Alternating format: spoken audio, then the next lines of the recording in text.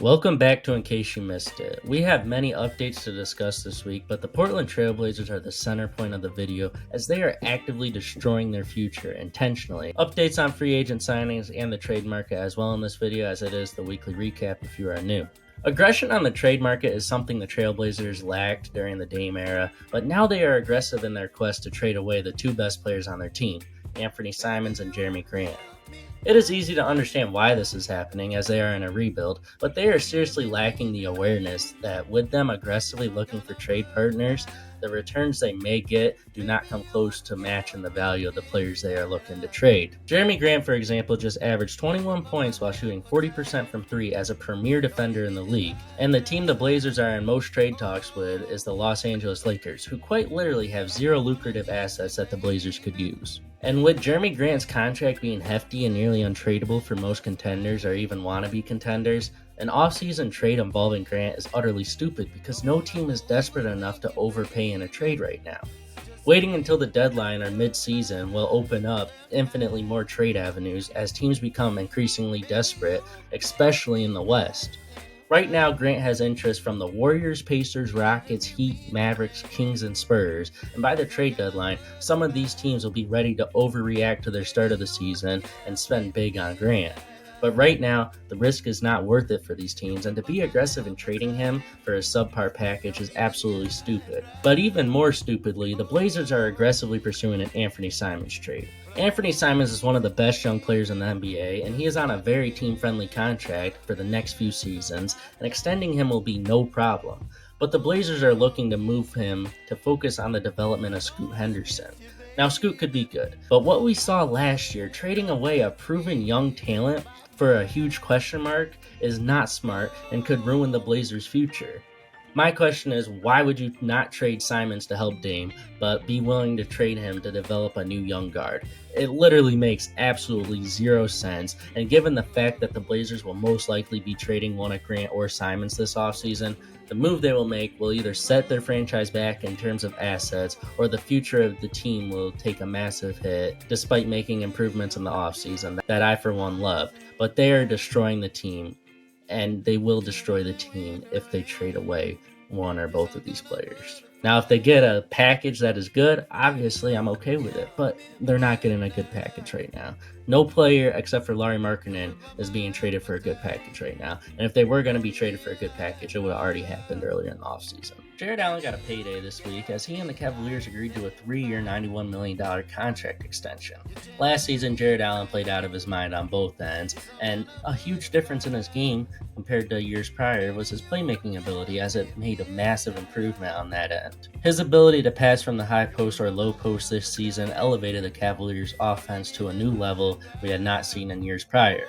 With that development in his game, we're starting to see a new Jarrett Allen that is already an elite interior presence and developing his offensive game, making the hefty contract not look that much of an overpay like it might at first glance.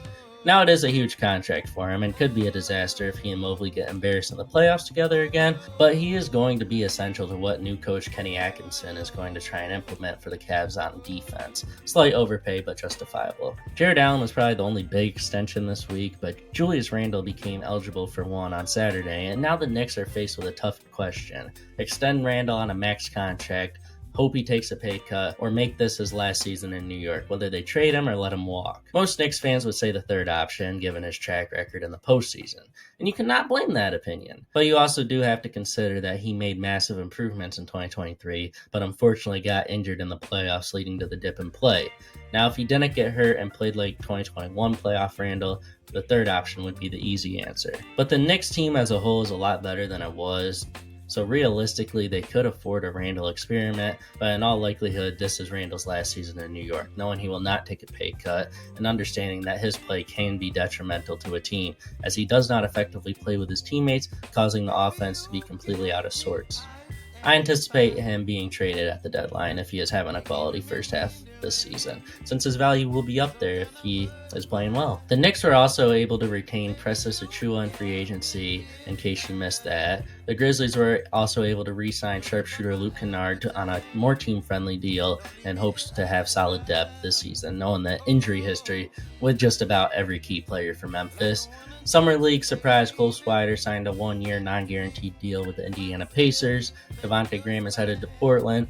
Ty Washington is headed to my Suns, and I love the move as I have a lot of faith in him as a player. On a quest to have injury insurance for their stars, the Philadelphia 76ers are still looking to add depth, specifically at the forward position. Davis Bertans and Marcus Morris Sr. are the two players they are heavily looking into, but realistically, Bertans is likely the one they could get, as there is more competition for Morris. With the trade market cooling down a little bit, I got 10 players to discuss real quick because, well, there's updates on them, or there's a clear reason they have not been traded. Lauri Markkanen has not been traded as he was nearing an extension with Utah, but it came out that he just wants to play this year in Utah as he knows many teams will be trying to pay him next offseason as he is a free agent after this year, so he will be in Utah this season unless the Jazz decide to trade him to get assets as insurance of him leaving. Jeremy Grant, we discussed earlier, he hasn't been moved solely because of the size of his contract and the second apron. Many teams would love to add him, but matching his contract is something many teams just cannot do. And with the second apron restrictions, there's no flexibility on contenders' rosters. Darius Garland does not want to be moved, although it would be the best decision for him and the Cavs to part ways, but that's why he's going to be a Cleveland Cavalier for at least the start of the season. The Atlanta Hawks' lack of direction is the sole reason Trae Young has not been moved, and is why we do not know if he will or will not be moved. Some days the Hawks think they want to compete, and others they want to rebuild. Mediocrity is where Atlanta wants to live, I guess. We already know why Zach LaVine will not be traded, as no one wants him for the money he is signed to, but Brandon Ingram comes with the same issue. The difference with Ingram is that he is going to be a free agent after this upcoming season, and there is no assurance that if he gets traded to a team that he will resign. Many teams view this as a high-risk, low-reward type of player, given that he wouldn't move the needle that much, and the Pelicans' asking price is very steep.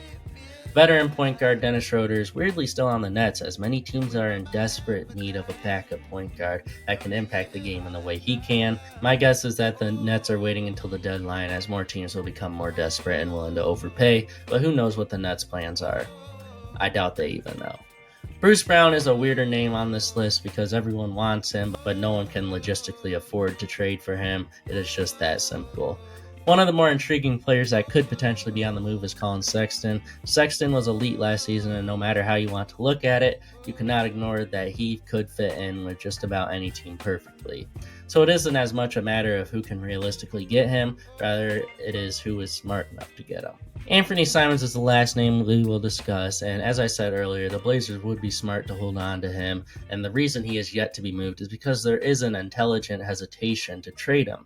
Given his age, production, and potential, the only way he should be moved is for a monumental package, and I think the Blazers are kind of realizing that. At least I'm hoping they are. But if they trade him for anything other than a steep package, as I said in the beginning of the video, they're destroying their team if they do that. This is all I have for you all. If we get any more updates on the players on the trade market, I will discuss them next week, but the likelihood one of Anthony Simons or Jeremy Grant is traded is almost certain.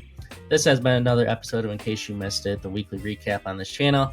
I started my position rankings 3 weeks ago. This Friday I will have my power forwards rankings, but if you want to catch up, here's the small forwards video. Feel free to comment anything you want me to address in next week's video. Y'all stay safe, have a good one, bye.